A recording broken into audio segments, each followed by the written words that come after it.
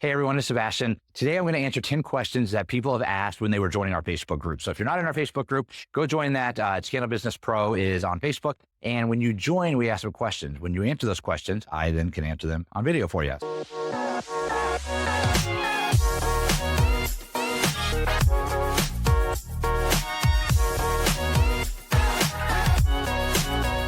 So let's get into it. The first question is from Stacy, and it is, what tools and suppliers should I use? So there's lots of options out there. I do recommend sticking with candle suppliers and not through going to places like a Hobby Lobby or Michael's or any of those craft stores.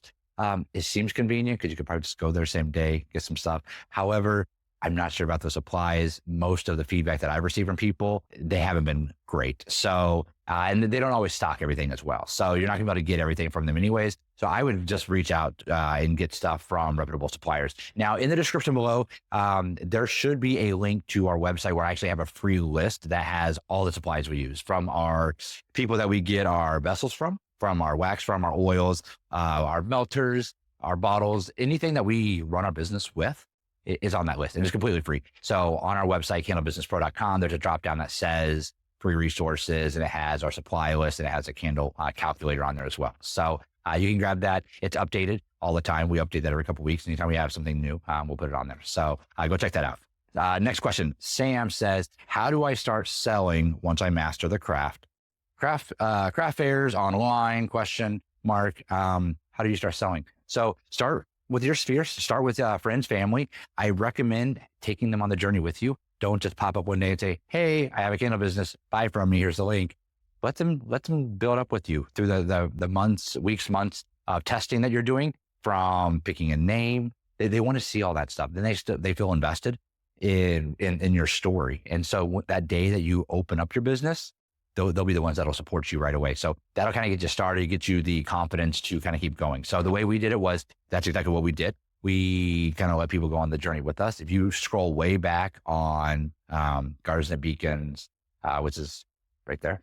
If you go way back on our social media and stuff like that, we've only been in business less than 3 years. So you can get to the very beginning and you'll see kind of the posts that we were doing, letting people kind of know we were coming. So then the day we opened, we got a lot of orders. It was fantastic. When I say a lot, it was, a dozen or 20 orders. It was friends, family that were supporting us, and that felt really good. From there, I started doing some wholesale outreach because it was February. We're in Michigan. We couldn't do shows yet. Shows didn't start till May. So I started reaching out, doing wholesale and learning a lot about wholesale. I have a wholesale course. If you're interested in that, that's also at candlebusinesspro.com. But that's why I was doing wholesale first. I wouldn't have gone the wholesale route first. We would have done the markets first, but the weather wasn't aligning for that, and we didn't want to wait. So, so we went the wholesale direction first and got a couple of accounts that kind of helps boost our confidence up as well. And then May rolled around, and that's when we started doing markets. And that's what probably drove the most growth for our business, was because we got to interact with people that we did not know and see if they would spend money on our products. So we put our products out there. You get direct feedback right away. If someone likes your product, doesn't like your product, if it smells good, if they like the packaging, you'll hear the compliments that they'll give, or you'll kind of hear them maybe talking under their breath if they don't like something to the person they're with. I don't know. That is what gave us so much confidence that several months later, we went all in and opened up a store. This is store number 2 that I'm in now. Store number 1, that's where Chad usually is, and that's where we do a lot of our production. I do some producing here as well when they allow me to. So that's what I would say, is go that route. Craft fairs are fantastic to do to get that proof of concept, make sure people are going to like your products. It also lets you know kind of about your pricing and things like that as well, to see kind of if you're in line. So Samantha asks, what sort of candles are people looking to buy? I want to make unique candles like people are doing with the dessert ones, but I want to make mini landscapes or something different. But I see so many people saying they never burn one of those. How are people making money off normal looking scented candles when there are so many out there? So it's not necessarily about the product. It is about the product, but focus on who that product's for. So many of us get into the business and just like, okay, here's my candle, and who's going to buy it? You got to have your audience. You got to know who you're selling to. So what is your target audience? what's the demographic there, and that's who you are selling to. And so then you cater to them with your candle, right? So who I would make a candle for isn't necessarily who you're making a candle for. So you've got to figure that out. And then you can make your products around them, right? So that's what you've got to really understand your target audience and get into that niche. I completely agree with the whole dessert candle kind of craze. Like there's some people that do extremely well with it. I'm not that talented. I can't spend that much time making a beautiful candle that looks like a pie. Like I can't do that. That's not I can barely draw circles. I can make really, really good scented candles though, that are in vessels, that can, maybe hide some flaws. And they're a little bit more forgivable in a scented candle. So, but the scent's got to smell great. We do all of our blending of almost, I would say 98%. There's a couple candles that we sell that are just the oil straight out of the bottle. Everything else, we like to blend, and that's our creative outlet. There's a blending and coming up with stuff. Whether the customer knows that we did that or not is irrelevant. That's what makes us feel good, is doing that creative side. And so just knowing who your audience is. And once you start selling, your audience can change a little bit, right? So essentially we go after the demographic that shops at the women boutiques in a downtown shopping district, right? So they're not buying their clothes at the department stores necessarily. They're not shopping at the discount retailers necessarily. So they're going to be spending, $25, $35, $45 for a candle. That's who we go after. That is our target. So we go into those stores, we see what they're spending, we see what those candles look like.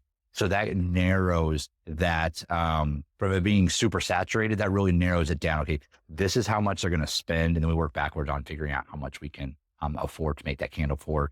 Pricing, that's for another video. But so our candles aren't for everyone. So whenever we go to a market and say there's going to be 5,000 people there, our demographic might be 1,000 of those people, right? And in fact, we've done markets where they've been really big markets, and the customer that's spending, $30 for a candle was not that market. And so we didn't do well. And then we'll do other markets that are really small, but it's exactly our target audience there. So some people like different styles of a farmhouse style that are in a mason jar. Some people like some of these are great vessels here. They're kind of more elevated. Really nice. This is kind of a customer that's on the higher end. These are $56, $54 candles for us. But our baseline, like for instance here, this candle here is like the majority of our candles out there. And this 10-ounce candle, $26 for us. And that's who our target is. We could certainly make more expensive candles and start out with that. And we can certainly make a lot less expensive candles and start out with them. So you got to figure out who you're selling to. Ariel says, what are the proper steps to mixing different scents? So the way we do it, we teach it in our boot camp. You may see a video of Chad doing it, is we like to use Q-tips. So when we find a couple of scents that we want to blend together, we will put drops on a Q-tip and then put it into a empty vessel. Drop the Q-tip in there, one drop of each on there, close it up, let it sit for 10 minutes or so, open it up, smell it. And then you'll say, oh, there's too much sandalwood in there and not enough santal in there, or there's too much eucalyptus and not enough lavender. So then we'll add another Q-tip with another drop to find the ratio that you want. That's how we do it. We should make a video on that, because a lot of people from our candle making boot camp thought that was really cool to learn how we do that. And then you just find it, and then you'll actually make a test candle with that. So then you'll do your candle calculations of, say, 2/4 or 3/4 of one scent and 1/4 of the other. We blend the scents together in our measuring before we put it into the wax. So it's like when you have your hot wax, because you want to put that oil in there right at that exact temperature that you're blending at. So we have the oil ready to go. So it's not like we get our pitcher of hot wax and then we pour in a little bit of this oil and then a little bit of that oil. We have that oil mixed together. You don't have to shake it up or what, we put it on the scale, we measure this much, then we measure that much, and then we get our wax, and then we pour the oil on top. That's that. A lot of hands for one thing. Let's see here. Hazel, how do I make my products better and unique? How do I make my products better and unique? Better is going to be perception. which is value. So perceived value is how we sell. So if you are trying to make your products better, then you need to create more value. And that can be a lot of different ways. You can have better scents. You can have better branding, and you can have better supplies as well. So, selling point for us on some of our candles is that we use some coconut wax. And so that's a value perception that perceived that is a better candle, whether it is or not. That's what we are creating the value around, is that. So you can do that, but quite frankly, consistency is going to be your best bet. So making sure that all the candles you put out have some consistent factors, and that's going to be quality, quality of your burning, quality of the scent throw, things like that. That's going to be what makes a really good candle, because it's one thing to sell a candle to someone, but it's a whole nother thing to have them come back and buy from you over and over again. And that's really what we're after, is those repeat customers. Unique is going after the demographic, as I explained earlier. Who is your target? Who are you going after? That once you know that, you can be unique to them, because sure, there's this many different candle makers out there, this many different buyers of candles. Narrow both of those down as small as you can, and that's your niche, and then just go after that and keep doing that over and over again. So, and you're going to adjust it a little bit on your way. But mimicking what you see someone else doing is fine as far as the candle goes, if you're selling to a different person.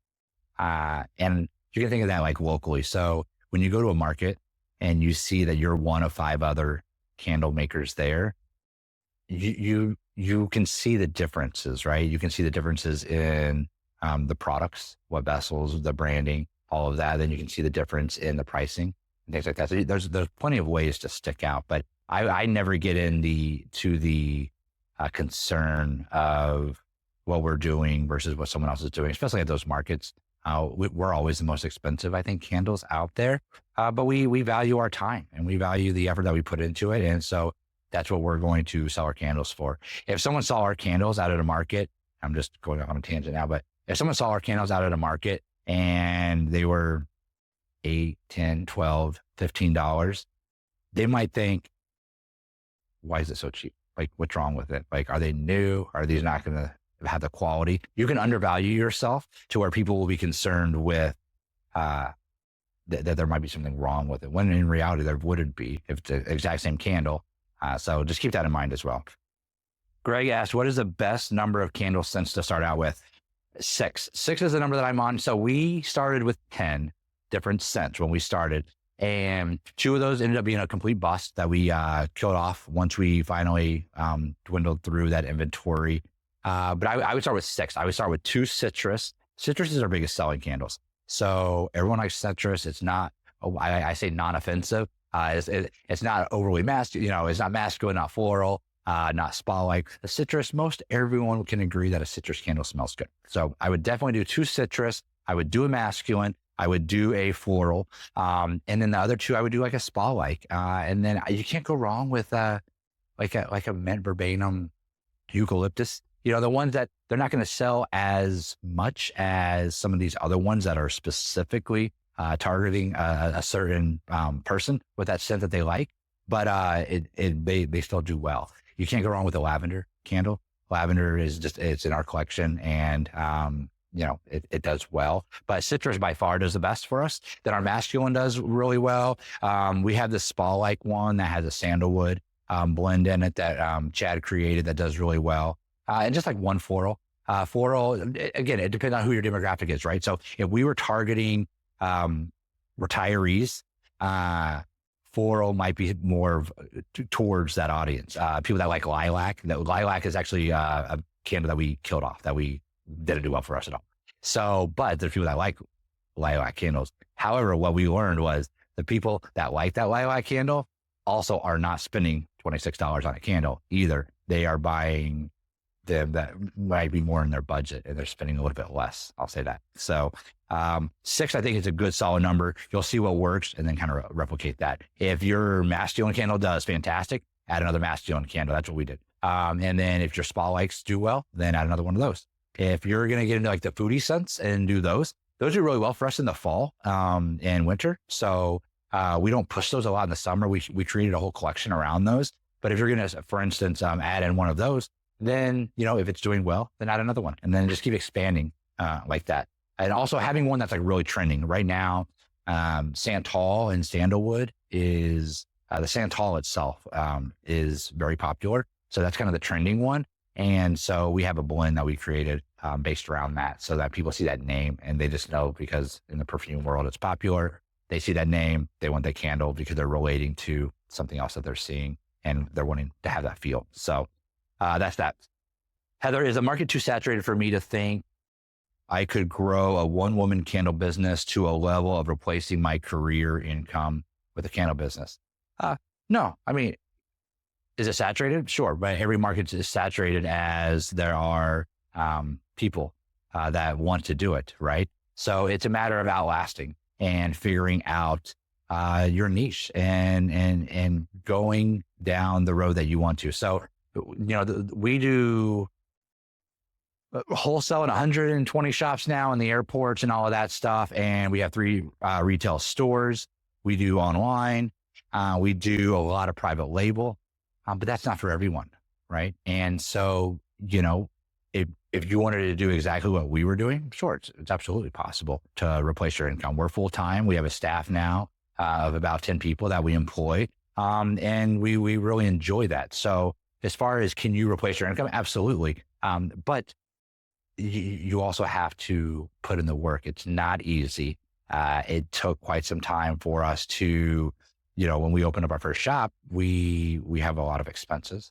Then we replaced Chad's salary. And then eventually I needed to come on and join as well. And so that's where we're at. It's not a quick rich scheme. And it honestly comes down to how hard you're going to work, because if you're just doing markets on the weekends, that's fantastic when you start out, but you have so much more time those other 6 days a week. Well, I don't want to say that you have more time, but during those other 6 days of the week, you should be making sure your website is on point. And you should be, if you're wanting to do wholesale, that's when we do our wholesale outreach. If you're wanting to do private label, that's when you do that outreach. So it's not as a matter of just like flipping a switch and these sales are going to come in. That's not how it works. So depending on what avenue you want to go down, it's going to take longer than others. We do all of them, and based on season, we will adjust, right? So we don't do a lot of wholesale at this point of the year. Everyone's already bought their fall and winter things at the time of this recording. So, but when our stores are going to be slower, January, February, March, that's when I go heavy on wholesale. I get those accounts, and so those accounts are going to be with us at least hopefully through the rest of the year, if not even longer. And then in the summer, we're really busy in our touristy shops. And then, so it all fluctuates, right? So, it's definitely possible though. We did it in 2 years. So Stephanie, how long did it take to start making it into a business?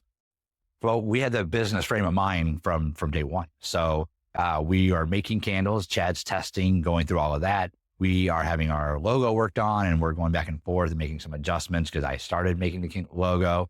It wasn't looking very good at all. I knew my limits, so we had outsourced that to someone, which isn't terribly expensive or anything. Once you have an idea of what you want, get someone to help you out with that if you need to.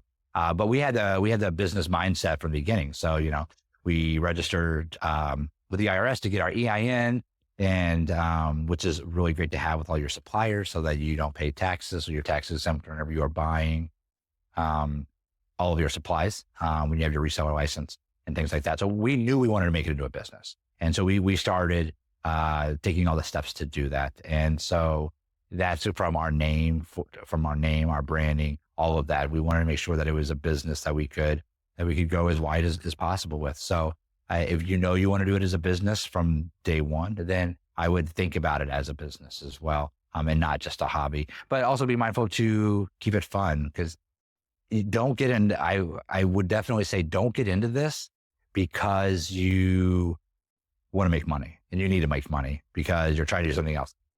that's a great byproduct of enjoying making candles. Chad loved the process of making candles. I like to start businesses and grow businesses. He loves to make candles. If he did not like making candles, we would not be here today, because I would have gone a different direction with other businesses probably. But we enjoy the time we spend. We enjoy the creating. So that's why we do it. Teresa, how do you prevent the wax from sinking around the wick? That's controlling the cooling, right? So if you have this is a completed candle, but if it's sinking around the middle, once it's cooled, that just means that it cooled too fast around the edges, because it's kind of like, I always use this like ice tray analogy, which most people are too young and don't know what ice trays are. They used to go in the freezer because they've got the refrigerators that have that now. But back in the day, there was these ice cube trays, and when you put them in the freezer, the top layer would like freeze first, and you could like stick your finger in there, right? Like and pop through the ice. No one else. Hopefully you guys know what I'm talking about. Leave a comment below. Let me know if you know what the heck I'm talking about with the ice cube trays. So essentially what it is on with the candle is it is cooling around the side. When the wax solidifies, it contrasts. As it cools, it contrasts. So it shrinks in, and then whenever it's hot, it expands, right? So contrast, expand. So it will solidify on the edges, but then it's cooling and it's contrasting, contracting, not contrasting. Yeah. Contracting in the middle around that. So that's why you're going to have those kind of like a funnel look sometimes that is going towards the wick. It's a cooling thing. I wouldn't be concerned with it at all though, because especially if you're making soy candles, you should always be heat gunning those at the top because there can be hidden sinkholes, right? It can look beautiful across the top, but there's likely sometimes going to be sinkholes right below the surface. So I always heat gun. In our boot camp, we train everyone, you've got to heat gun this every time you make candles, regardless of how good they look when you're dealing with soy wax. So heat gunning is going to get rid of the sinkholes and is also going to smooth that off. So if you're concerned about it sinking in around the wick, being in a stable environment, 68, 72 degrees is generally what we keep our house at and what we keep our shops at. And we don't have that issue of the sinking in. But if you're pouring in other climates, that might happen. Heat gun it, smooth it out, you're just fine. And lastly, from Ange, how to get over my fear of starting. It doesn't say what you're starting. Are you just started making candles? Don't have any fear because this should be something that you want to do. If you want to do something, if it's a hobby for you, just have fun with it. If you're wanting to do this as a business, sure, that's a little bit more scary, but just take the right steps. If that means that you need to learn the ins and outs of some business, lots of resources out there for that. In our community, we are starting Candle Business Pro, which is focused on the selling of candles, and it is not focused on the making of candles. It is about growing a business. And so we are sharing all of our insights there. So keep checking at Candle Business Pro. That might be something that you want to be part of. And, but if it's just starting out making candles, you just have fun with it, right? Sure, things can go wrong. You can make a candle that's not good. It doesn't smell right. It could catch on fire, right? The reality is anything can happen whenever you're starting out making candles, but you got to have fun with it. And once you have fun with it and you figure out all the intricacies of candle making, if you want to make it into a business, then go for it. But start small. Don't rush it. Don't be forced to do anything.